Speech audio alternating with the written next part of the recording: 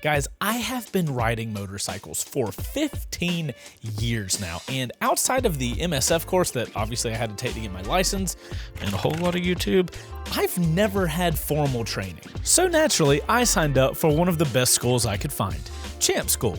So it's a 2-day school that is supposed to teach you the ins and outs of how to ride the motorcycle, how it was actually designed to be ridden. And this year, they're coming to Road Atlanta, which is about an hour away from me. Now, this thing is only a 2-day school, and if I'm gonna be spending that much to learn from the best, I gotta be ready as I possibly can be. Now, luckily, when you sign up to Champ School, they actually give you access to their Champ U, which is their online curriculum, and in the email they send you, they say they strongly recommend you to go through that entire course. There's just one problem. I didn't realize until now that the school is in 1 week.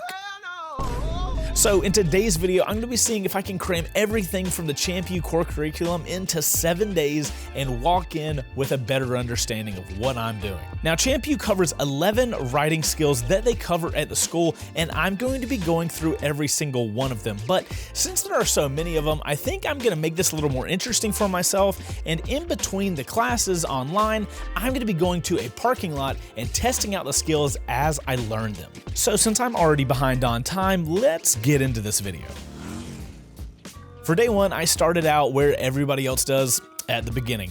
The first course is all about the mental approach to riding a motorcycle, which I actually appreciate. So as we're here getting ready to go for a ride, we're thinking about the first core champion's habit, which is being in the moment, really having a plan and having a mantra or something that really clicks you into the present. With as crazy and hectic as my life seems to be right now, it was a good reminder to slow things down and get focused. Okay, so that was the end of the focus section.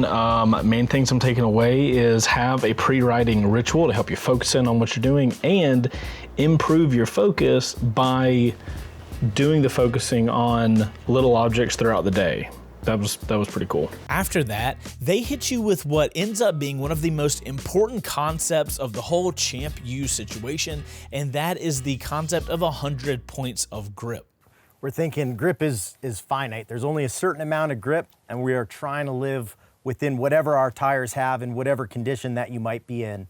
So we think of a front tire of having 100 points of grip, 100 points of available traction, and on that front tire, it's divided by two things: brake pressure points and lean angle points. After riding for as long as I have, I was not ready for my entire understanding of motorcycling to be utterly shattered. So my first day got cut a little short because, you know, baby and life stuff, but after I ended the 100 points of grip sections, my brain was all over the place thinking if one lesson had just totally scrambled my brain and made me realize so many things I'm not doing correctly with riding, what was the rest of this course gonna do?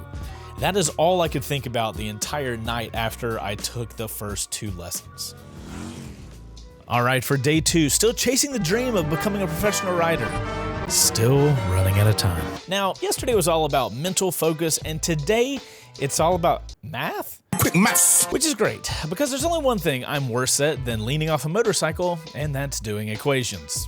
Let's get into it. First up is R equals MPH, and quick confession here, when they said R equals MPH, I had no idea what they were talking about. I know miles per hour, but I do not know what R means. Hopefully I will after section 3. Turns out R equals radius. Radius. R equals radius. Figured it out. Which makes way more sense, eventually. So this kind of fried my brain. If you want to tighten a turn, you don't lean harder, you just slow down. So these corners are all a tighter radius than all the straightaways between them. Fair to say? Fair to say. So we're not controlling our speed for these corners. The corners aren't going to change for us. We have to change for the corner. We have to adjust our speed to match the radius of the corner. Now you're probably watching this thinking, Chase, that's super obvious, but nobody mentioned that to me in the last 15 years. And this checks out. Turns out a slowing motorcycle does indeed tighten its radius. You just gotta be smooth with the brakes and not panic stab them like you're trying to win a prize at a country fair. When I went to the brakes, even at 1 or 2%, I'm at lean angle. I'm not fully maxed out at lean angle, so I still have brakes available. I can actually adjust the speed however I want and therefore adjust the radius. Be 100% honest. There have been multiple times where I have been in the mountains going way too hot into a turn, and I instinctively am worried to use the brake, and I've literally off throttled and just tried to lean in more. So obviously I had more tire space, but that is a hard mental thing to realize that you can slowly and controllably use the brake. So this is something that is going to take a lot of practice to get used to.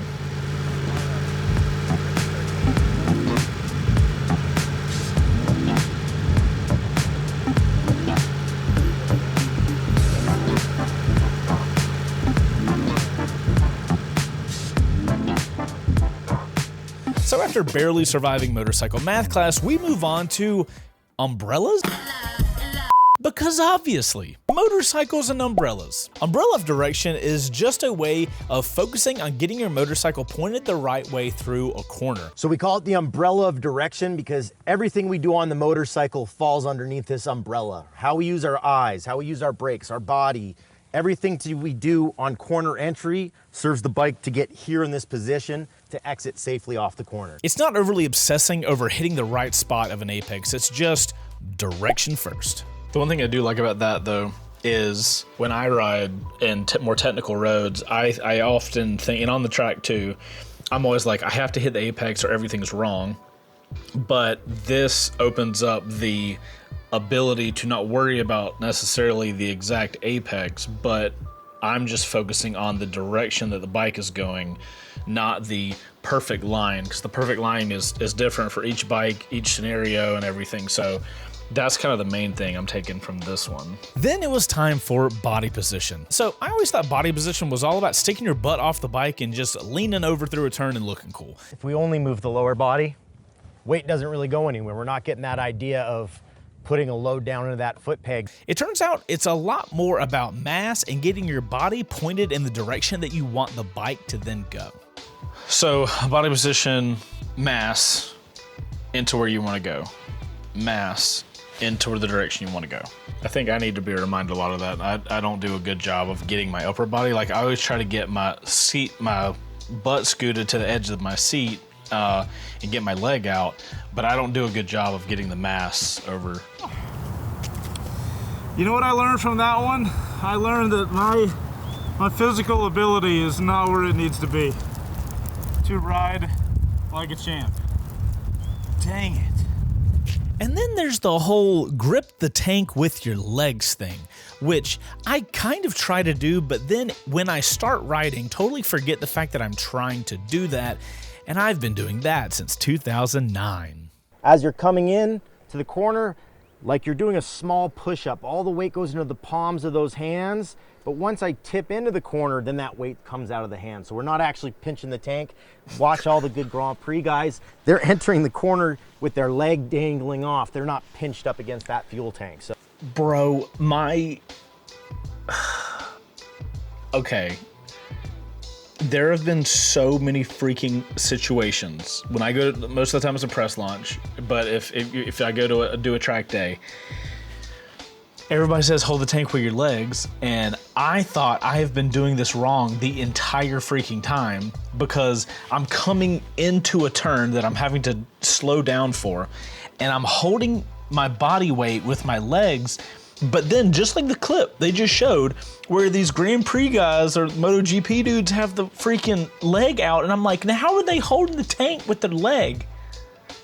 So this is a freaking perfect example of people get taught the wrong things, and then you have a guy like me that's been riding for 15 years with don't put weight on your handlebars and you hold your weight with your legs is wrong information.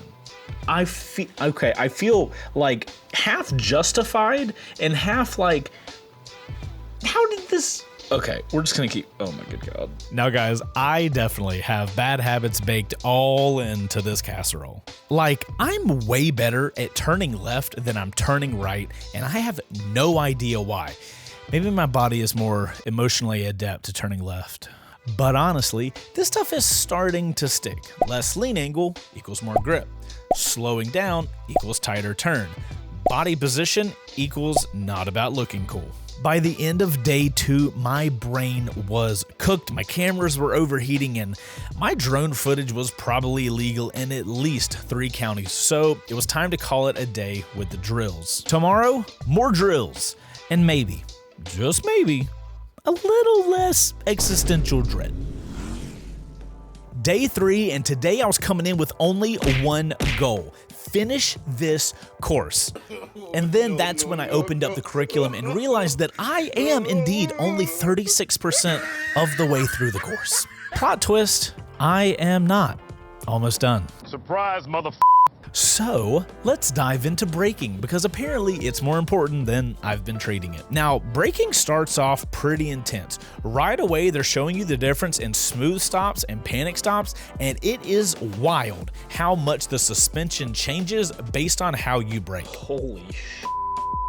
I've had so many situations where I've been riding and out of sheer panic have just stabbed the brakes, and apparently that's how you accidentally roll on the throttle. All right, beautiful. So Chris, you went to the brakes back there for whatever reason. What was the reason you went to the brakes? I was nervous. He was nervous. He was nervous about making the corner. And then Chris, you turned in with the brake on. You gave away brake pressures. You turned in just like you practiced. Yep. Right. You gave away that's called trail braking. We trail brake pressure into the corner. You trail brake pressure into the corner until you're happy with 2 things. Speed and direction. Yeah. In this case, Kyle standing there. So my big takeaway from this lesson was definitely trail braking. When I started riding and, the few years after that, I was always told never brake in the turn. So that's just what I would always do. I would always scrub my speed off before I leaned into a turn. And now I'm starting to realize and think through more situations that I was in where I came in too tight, something happened in the turn, maybe the turn tightened or there was something in the road, and I panic and I have to stand the bike up because I wasn't trail braking. So this is a massive change for me as a rider.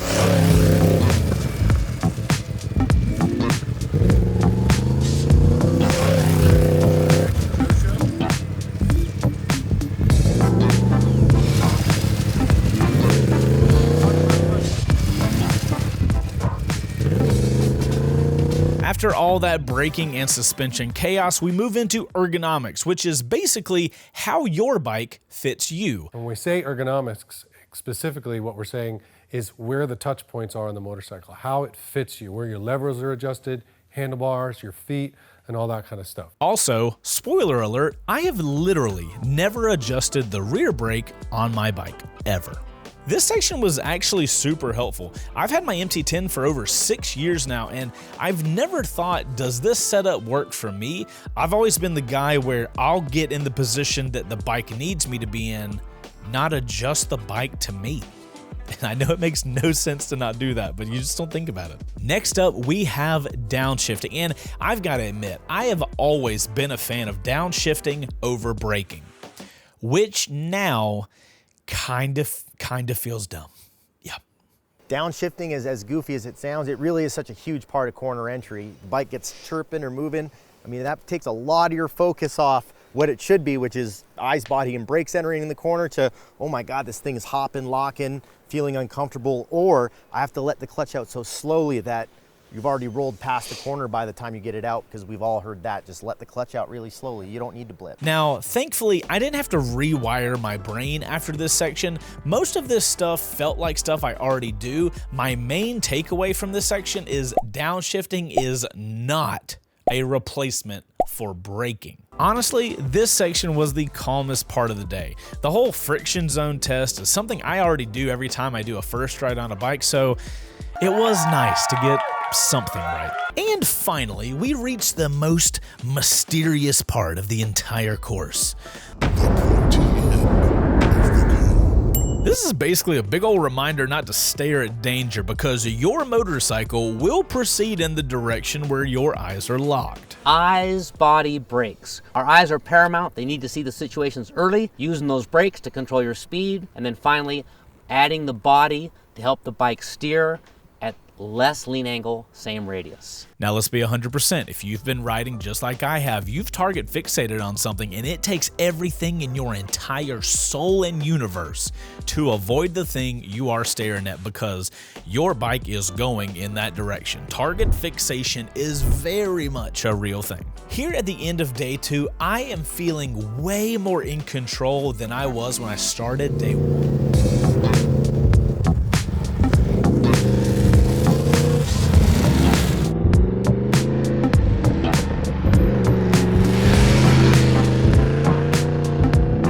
Also, can we all just agree that the middle section of this entire course was just a roasting session of my last 15 years of bad riding habits?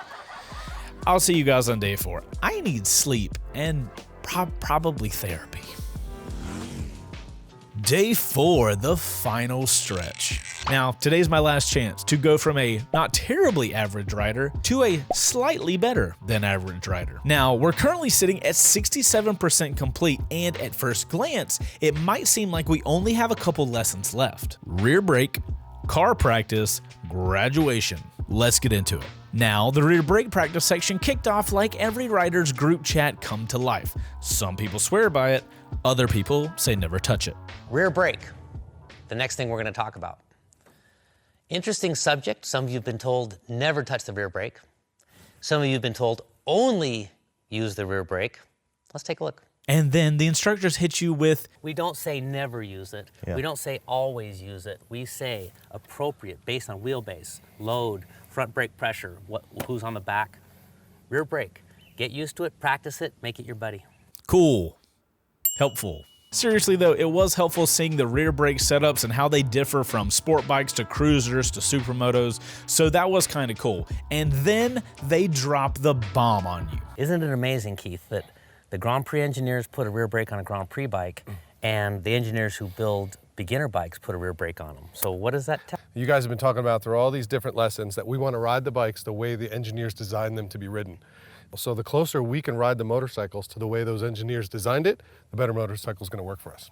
Ride the bike like the engineers designed it to be ridden. Which sounds super obvious saying that, but it's just not something you think about. All right guys, so real talk, I went into the rear brake section expecting this section to be a little fluff, if we're gonna be honest. You don't love me! But what I got was a masterclass in why it matters, how it changes geometry, and where it saves your ass. The coolest thing out of this section was definitely when they showed how using the rear brake and clamping it down can change the rebound of the rear when pressing it down. That stuff blew my mind. It was easily the coolest thing I saw in this entire section and really helped me start understanding geometry of the motorcycle way better. I also never thought about the fact that the way you load the motorcycle determines how much rear brake you should use. Like, if you have a passenger or if you have filled luggage, you should use the rear brake more. Just never thought about that before. Oh, and do not get me started with using the rear brake to preload the suspension to smooth out the weight transfer before you using the front brake.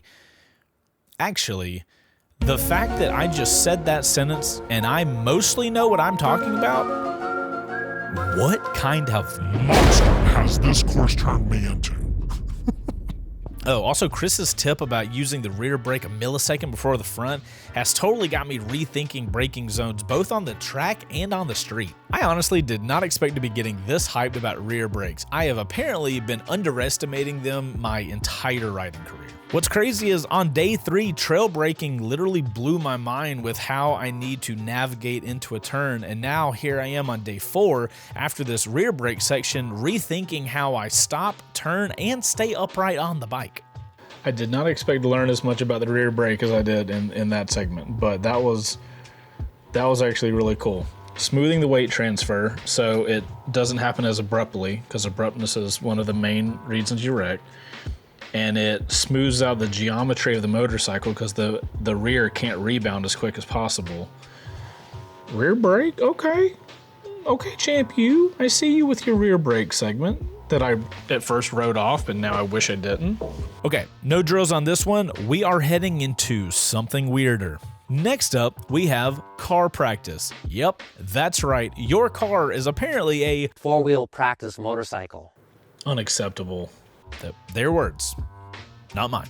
Now, I'm gonna be honest. At first, this felt like a little sketch, but the more they talked about it, the more it started making sense. Steering wheel angle equals lean angle, throttle and brake inputs just the same as on the bike, smoothness, awareness, line selection, it all translates to the motorcycle. You can literally train your riding brain while sitting in traffic in your car. The beautiful thing is, you may not be able to ride all winter, but you drive your car, truck, van all winter, and you can practice. By the time spring comes, you are ready to go and on point. Now, I will admit, it is going to be a little hard to translate these things to my riding because I am sitting inside of a car, inside of the cage and everything, and I'm not sitting on top of the motorcycle, so the environment isn't a one-for-one. But the good news is I already do a lot of the stuff that they talked about, like scanning ahead and trying to judge drivers for what they are about to do.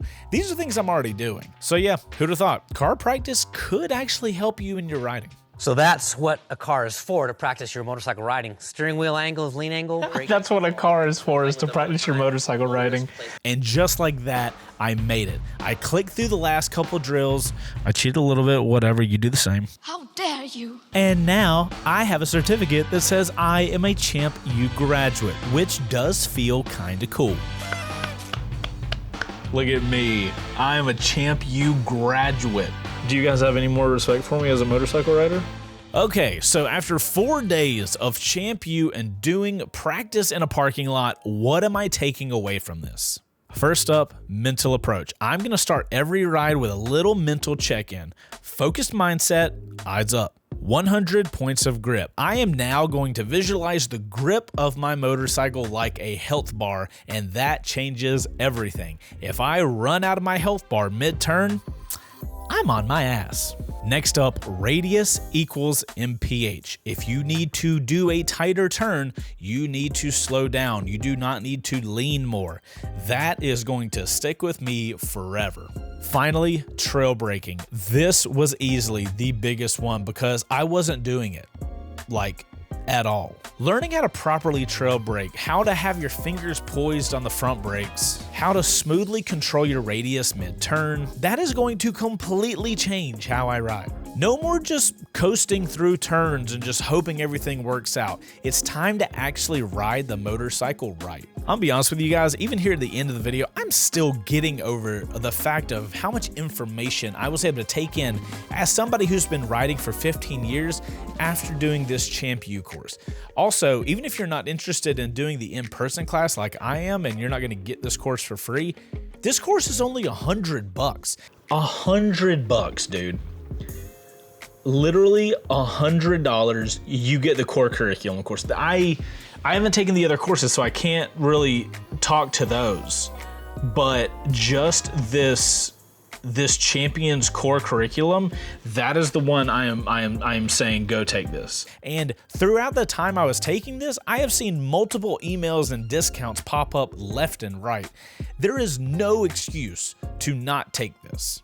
Now look, I know, I was just like you. You're probably watching this video thinking, oh, I've been riding for a while. I don't need this course. Yeah, you do, especially you. I'm looking at you because you were past me. So guys, if you guys want to check out Champ U, I'm gonna have links for you in the description down below.